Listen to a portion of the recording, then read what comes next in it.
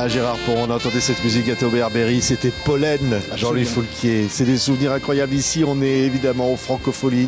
Et comment dire, pourquoi on pense encore à Jean-Louis Foulquier? Pourquoi il y a ce documentaire? On va avoir un extrait dans un instant.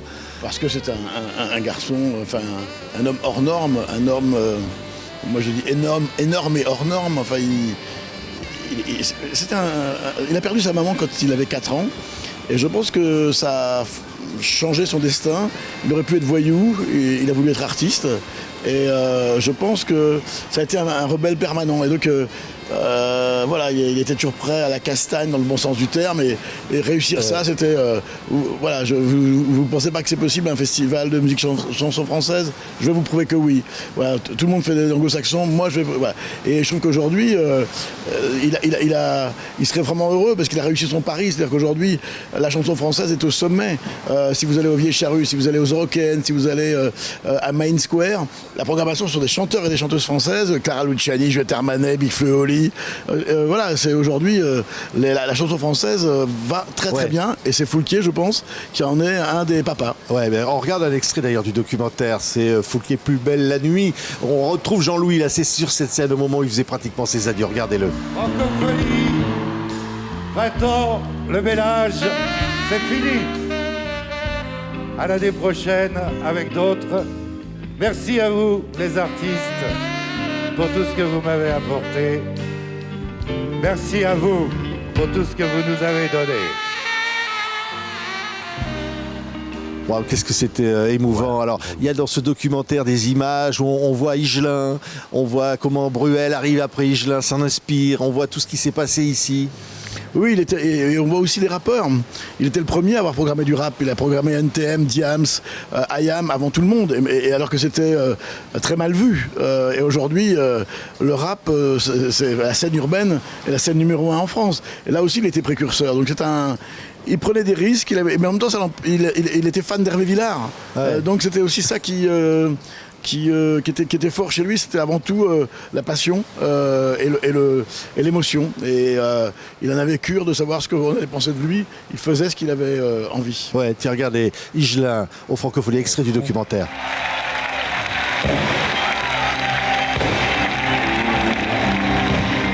Il fallait une idée à chaque fois. Il ne fallait pas que Higelin ou Lavilliers viennent simplement faire leur spectacle. Il fallait qu'il y ait à chaque fois une idée. Ce qui est dit doit être fait, ce qui est fait est écrit. C'est comme ça. C'est la vie. Le 29, 90, qui conduisait sa bulle chou dans la nuit. C'est comme si... On voyait Jacques Higelin. Alors cette année, sa fille Isia était là. Et tu as dit, Gérard, elle fait partie de la famille des Francopholies, même s'il y a eu des polémiques, tout ça, tu l'as programmé quand même. Bien sûr, bien sûr. D'abord, comme dirait Jean-Louis Foulquier, on est d'abord du côté des artistes, parce que sinon on fait un autre métier. Oui, Isia, elle fait partie de la famille des Francopholies, elle a grandi ici, elle appelait Foulquier tonton Foulquier. Voilà, c'est pas quand les gens sont dans la difficulté qu'il faut les abandonner. Après, ses propos, moi, ils m'ont choqué évidemment, mais dans les années 70, les Béranger, les Lavilliers, les Renaud, ils étaient provocateurs comme ça. Et on a oublié ce temps. Maintenant, c'est vraiment, il faut être très très prudent dans ce qu'on dit, quoi. Ouais, on voit là des images donc de Isia ici cette année sur la grande scène. Jean-Louis Foulquier, c'est la scène évidemment qui porte son nom, Saint-Jean d'Acre, et le public qui est là et le public est au rendez-vous cette année. C'est absolument incroyable, Gérard, parce que là, c'est quoi? C'est historique. Tout était plein. C'est historique, oui. C'est la première fois que la grande scène Jean-Louis Foulquier est complète 2 mois avant le festival. Alors, on a déjà été complet, mais en général, c'est la veille ou le jour même. Là, c'est 2 mois avant, et je pense que le festival correspond de plus en plus aux attentes du public, c'est-à-dire un festival à taille humaine, un festival avec des valeurs, un festival culturel. J'ai rien contre les festivals de consommation de stars, hein, mais nous, Zao Sagazan l'an dernier, personne ne la connaissait. Aujourd'hui, elle était d'affiche de tous les festivals. Les gens savent que il y a, la possibilité de découvrir des artistes de demain. Ouais. Je crois qu'on est dans ce que les gens attendent, en plus dans un cadre quand même exceptionnel. Ouais, avec des artistes. Alors il y a la scène rap, évidemment, il y a les soirées rap, et puis il y a les soirées dans les salles fermées, Tête Verdière, etc. Et puis à la fois, on va dire, il y a eu Orelsan les années précédentes. Cette année, évidemment, il y a Soprano, il y a DJ Snake, il y a L'Homme Pâle, et puis à côté, il y a Sheila, il y a Renaud, il y a toutes les générations. Oui, mais c'est cohérent en fait. Hein. D'ailleurs, là, vous parlez de DJ Snake qui fait de la musique électronique. Il faut savoir quand même que Nile Rodgers, avant de travailler avec David Bowie, avant de travailler avec Daft Punk, avant de travailler avec Diana Ross ou avant de travailler avec Madonna, il a travaillé avec Sheila. Et il a fait de Spacer, la chanson de Sheila, la chanson numéro 1 aux États-Unis. Et c'est en écoutant Sheila que David Bowie a eu envie d'appeler Nile Rodgers et qu'ils ont écrit Let's Dance. Donc vous voyez, tout ça est cohérent. Non, mais même Hervé Villard qui est venu, enfin tout ça, c'est vrai que Hervé Villard, il est adoubé par la jeune génération de chanteurs. Ouais. Donc, vous savez, je pense que il y a eu une génération qui est la mienne où il y avait des églises, des castes. Aujourd'hui, je pense que les jeunes talents, regardez Vianney, il fait un duo avec Gims, il fait un duo avec Julien Clerc. Il a pas de, il y a beaucoup moins ces chapelles en fait. Ouais. Tiens, regarde ça, c'est légende. Parce qu'il faut quand même saluer notre ami Eric Fotorino, partenaire donc des Francopholies. Voilà le numéro ici consacré à Birkin et à Gainsbourg. On est dans le café Serge là. C'est important de le dire. C'est un café consacré à Serge Gainsbourg là, devant ce cadre. Hein.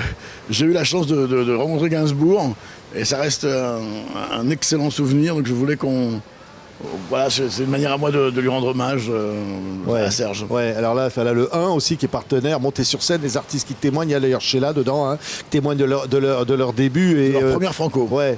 Des premières franco. D'ailleurs, il y a des débats. On a des débats il y a Ardisson qui vient, il y a un certain nombre de gens, Eric Orsena qui viennent raconter leur passion.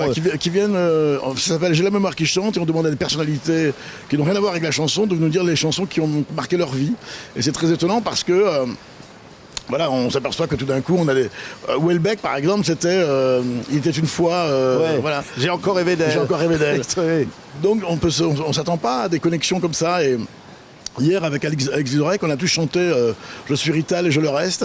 Voilà, et ça, je trouve ça super parce que il n'y a pas de snobisme, quoi. Voilà. Ouais, il y a un truc qui est super aussi, c'est les balades dans la ville. On voit des gens des chantiers des Franco, des jeunes artistes comme ça, qui vont à la fois à la rencontre de la ville et puis qui jouent dans la ville. Au détour d'une cour, d'un jardin, d'un petit hôtel particulier, il y a quelqu'un à la guitare, au piano, c'est des artistes du chantier, effectivement.